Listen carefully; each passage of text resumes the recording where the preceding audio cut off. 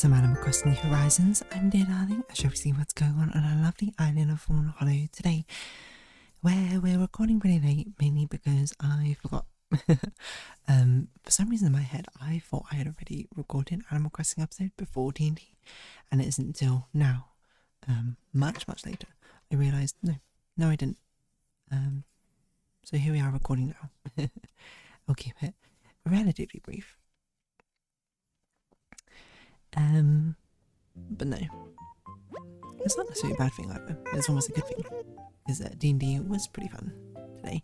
I mean, it usually is, but I think there's more something substantial to talk about. But good evening everyone, I'm here with a late night broadcast. I hope I can make it through this. Right now in Fawnhallow it's 12:35 AM on Tuesday, April 14th, 2026. It's supposed to be only once a week visitor.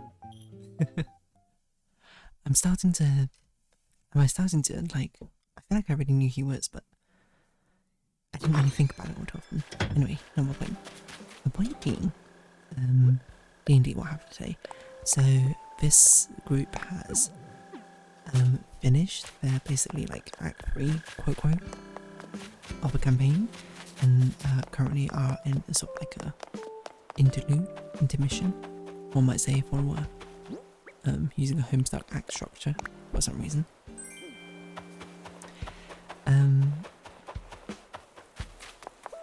Yeah, they're sort of like an interlude, where they sort of wind down, cool down from everything, figure out exactly what we're going to do next, which I think we have some plans for. But there was also like basically kind of a loose-ish thread, which was been ongoing throughout the entirety of Act 3, which I will say, if you want to peek behind the curtain, could have been something could have been resolved earlier, but it was basically waiting now on an NPC to trigger it. The main reason was because I was like, it's in my mind, I'm like, it's a pretty different thing from what we're doing at the moment. I don't want it to interrupt the flow. I don't want it to feel like we're hard swiping to do something else entirely before actually focusing on this. And also this was meant to be sort of like not a reward necessarily, but more like a celebration after doing something. That's where it best fits. So it's basically the way I'd liken it is we're basically doing a one-shot in the middle of a campaign, but with the characters and the world we know, kind of. It's actually not a world we know, because I was like, one more peeks behind the curtain when I was preparing this, I was like, their campaign so far has had a lot of like really emotionally like heavy stuff, big hard-hitting stuff, like big revelations or like very important things. Everything has been just so like, this is important, this is important, this is important, which was not by design. This is not what I meant to do. It's just they kept stumbling across. Well, I mean, they proactively, I should say, work towards things, and some things they set up situations where I was like, it makes no sense with this secret, shall we say. This question permeating through the campaign to go unanswered here.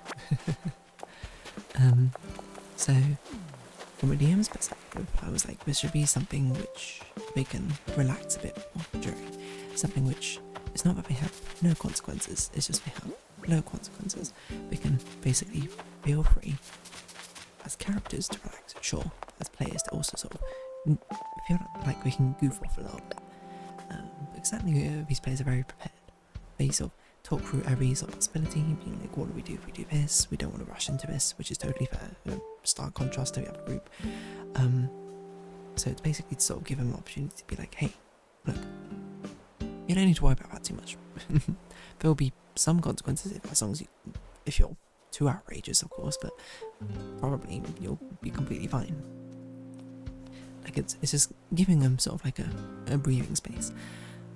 So and it's a very, very interesting idea, which this is one of the ideas which I don't know if it's specifically like this, but like very near the start of a campaign, basically the long and short bit is that NPC who is sort of helping them is an NPC who really likes fairy tales and is sort of themed around it in one way or another.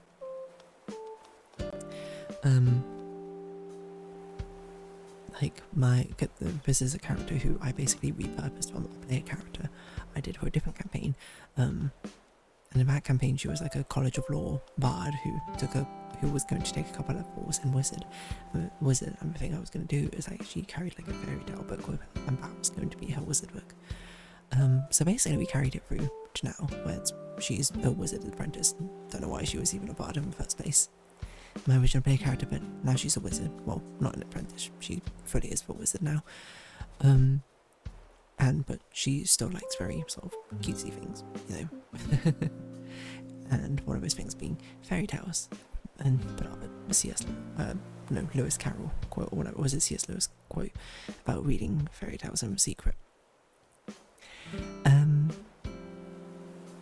So yeah, the basic idea is that the players need to go into this fairy tale world, sort of reenact a story, kind of, and then come out with mysterious MacGuffin, which they're not really sure what it's going to be like, but have basically been assured that it'll probably be pretty obvious at that point.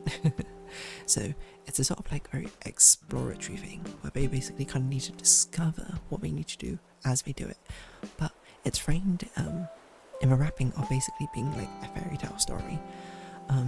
Is it based off an actual fairy tale? Not really, although I told them plot-wise I would like it to like Lion, Witch and Wardrobe. No, sorry, Wizard of Oz, not Lion, Witch and Wardrobe. Where basically it says progressively go, you meet some characters and then you all band together to do something. But the actual vibe itself is more like, I think, Alice in Wonderland across like Beatrix Potter or something like that. Something where it's just like little cute animals. Why are they animals? Who knows? And everything is sort of like an idyllic, perfect little place. Like a happily ever after sort of location. So it's very, very interesting because obviously this world by itself, this motif and even this aesthetic doesn't really make sense in the campaign, in the real world of a campaign, but it does make sense as a fairy tale story in the campaign. And it's basically an excuse to like, how can I slot something in here which has a very different genre as a sort of like refreshing taste? And this is the way I figured out how to do it. Because I always knew there was going to be something to do with fairy tales. I didn't know exactly what and how I was going to incorporate it when I started planning my campaign. And then as this sort of situation came to light, I was like, oh, this is like a really good way to do it. So I'm using a lot of art from an artist called, hold on, I have her name somewhere because I sent it to them, Naomi Lord, who drew basically a load of D&D classes but with as cute animals. And that's basically the sort of like these little cute critters that we're going to meet along the way. And while I was planning it, actually like actively planning what the inner details, like this wasn't something I pre-planned before the campaign started, I was coming up with more of a story of being like, how's it going to happen, because I knew the general idea was like, oh, it's like people go on an adventure. With a little detail I love, which is a trope. It's basically like the birth of a trope. Where I had the NPC describe it, and then basically like, oh, it's basically a bit like people going on an adventure, on a heroic journey and sort of banding together. And you might think that sounds really cliche, but that's because it is cliche, because this is the oldest fairy tale in existence. So back in the day, this was actually really like novel and new, but only now it's cliche because it basically defined the genre. Which is just like a small bit of world building, which I absolutely love, you know, to randomly slip in, to be like, oh, you know, that's intriguing. Do players care about it? Probably not, but they probably go, oh, that's intriguing. But me, as a person who builds a world, I'm just like, yes, put stuff like this in. Yes, but one thing I had a really fun idea of while I was basically planning over more micro details is like, well, I didn't have names for these characters, and I was trying to be like, oh, what should they sort of name? Like, do I want to name them something serious to like sort of reflect upon one thing or another? Do I want to name them something dramatic, or like, you know, tells them about who they are? And then I came up with a brilliant idea. It's like, why am I naming them? Why don't I get the players to name them? So the story has now unfolded in such a way that it makes sense for them to name them, not in a very consequential way or anything.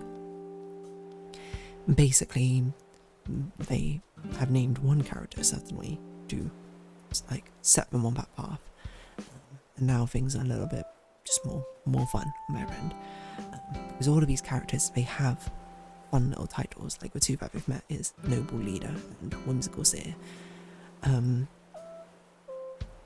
which is sort of like what roles we play in the story essentially. and all the characters will have him, and it's up to them to basically come up with a name for this character. Because I thought, again, if we're going in a very sort of silly, whimsical vibe, does it make that much sense in lore for them to name a character? Not supremely so. It kind of does, but like I will say, it probably would have been, if this was like a story on a TV series, it would have made more sense for the story just to be as is or predetermined. But you've got to think about the medium you're playing with, and you've got to think about, you know, how you're playing. And as a DM writing a story, I want the players to have sort of a hand in creating it as well at the same time. And they literally are. I mean, they're in the story, they're influencing the story as it goes. So they're going to basically be they're basically going to be writing out a fairy tale with me, and it's sort of just like a Mad Lib fairy tale where it's like, who should this character be named? I will say though, I didn't exactly expect the names that they would come up with. What I thought they would do is they would be like, oh, what should we name this character? Discuss. Hey, this is a good name. We'll name a character this. What ended up happening is one player was like, oh, I thought of this name, and another player was like, oh, this name came to mind, and another player went, oh, this name was what I thought of, and then they just combined all three names together into one like massive name. So the noble leader was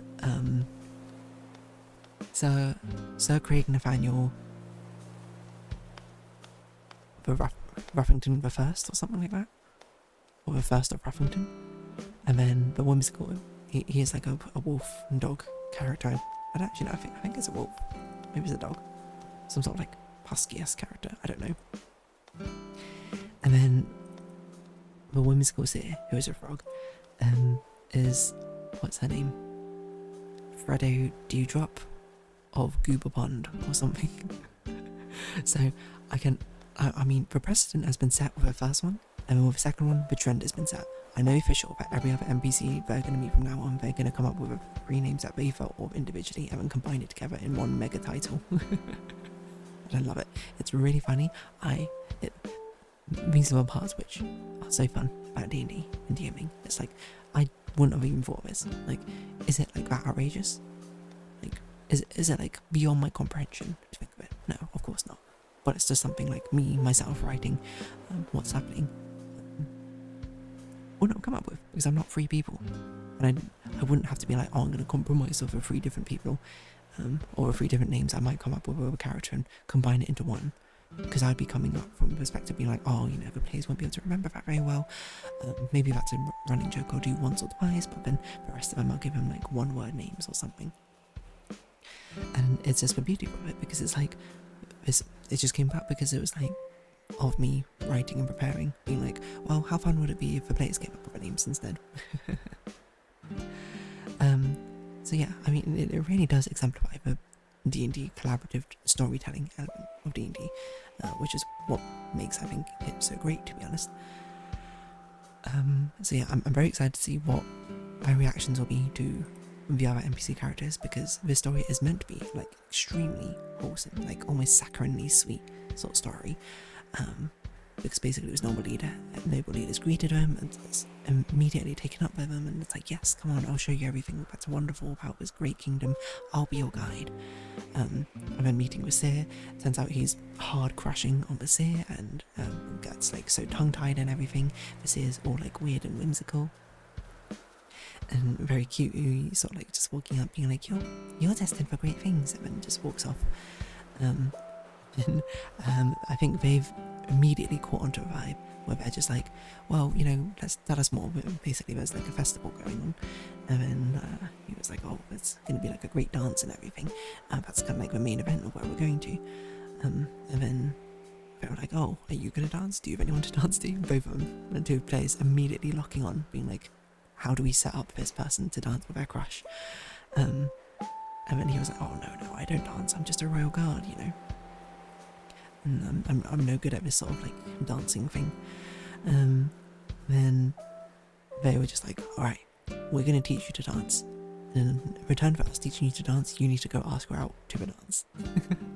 And I was just like, yes, amazingly. Everyone's immediately caught onto this very sort of like fairy tale, super sweet vibe. I was like, yes, come on, let's make a fairy tale romance happen. Let's do all of these good things. So yeah, and I am excited. And yeah, Wizard of Oz is, I think, pretty, now I think about it, even more of an apt description than I initially intended it to be, but that's essentially what they're doing. They're basically doing their own Wizard of Oz. And I cannot wait to see how they react to the other characters and what they do. It's probably going to get very silly, I'd imagine, but also wholesomely silly. And yeah, I will also say, it's like a peek behind the curtain. I was really unsure actually about doing this. Like, I was actually kind of like doubting myself as I was writing it, but I was like, no, you know, I've doubted myself before. Again, this is just a temporary interlude. Like, if it turns out they really hate this entire experience and it's not fun, then I would just like basically cut it short, or like I would fast forward through the story, you know, basically cut out a load of content of it and just be like, get to the end, essentially.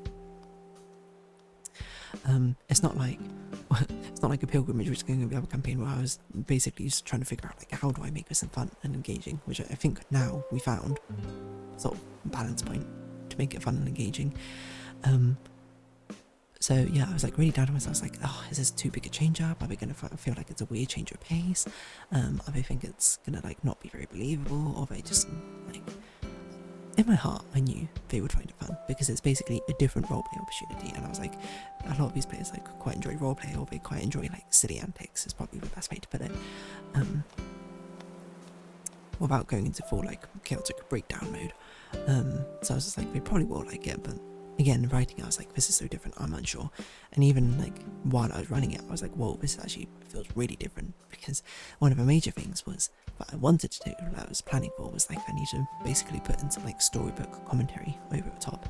And then I was like, whoa, this is actually a lot harder to improvise than I thought it was, because I was like, I've never done storybook improvisation commentary before. All the other commentary I've done has been very like practical or fantastical in a sense, and this one kind of is, but I was like, how do I need to make sure it's so like innocently, wholesomely sweet, right? So that's something that I'll get with practice, even though we're only probably going to do it with, I'm going to guess, at max 4 sessions. But yeah, I don't know. I'm just glad that they basically immediately caught on to the vibe and were like, yes, we're engaging with this. Because, as I say, greatest gift you can give a DM is engagement from players. And as one of my players put, actually, very neatly say, they're like, it's nice to have an opportunity to roleplay these characters under a different situation, you know, because the rest of the situations have always been like very emotional, very stressful, very much like the world is ending, what are we going to do? This is like, oh, you know, so like relaxed and casual and calm. It's almost like an AU version of these characters, or AU alternate universe. Well, it is literally an alternate universe where these characters can sort of explore what they'd be like in here. So yeah, I even spoke with them, I think, on a meta level, which is, I think, always good to do as a DM if you have it, like, not everything needs to be communicated within a campaign. Or it's like, this whole little jaunt adventure is meant to be very silly, very light-hearted, something that you don't need to take too seriously, because it's not really going to be like massive consequences. Obviously, if you go full murder hobo, then that will be consequences, but it's basically like, be silly. And craft this fairy tale together with me, rewrite this fairy tale. So I'm excited. I'm excited to see what we do, how we react. Definitely it's going to be a bit of a DMing challenge, I think, because of how different it is. But it is something like I would be like, oh yeah, what would be like a DM one shot be like? And I'd be like, I'd absolutely take a fairy tale. And I was actually trying to find some for like inspiration. I didn't really find any I liked, so I don't know, I guess I'm just improvising one. Oh, not improvising, making my own one. And maybe like, if it's good enough, this would be like a short form one shot that I would take for others. It's not going to be one shot, it's like a 4 shot that I take to, like, if I want to run it for other people as well. It's a very specific vibe though. Anyway, on that note, I'm going to round this episode off here. So if you haven't watching, thank you very much. It's been Animal Crossing New Horizons. I've been dazzling. Likes, comments, subscriptions, shares, greatly appreciated. Socials, Discord down below. Hope to see you again, but for now, it's our farewell. So until next time, bye bye for now.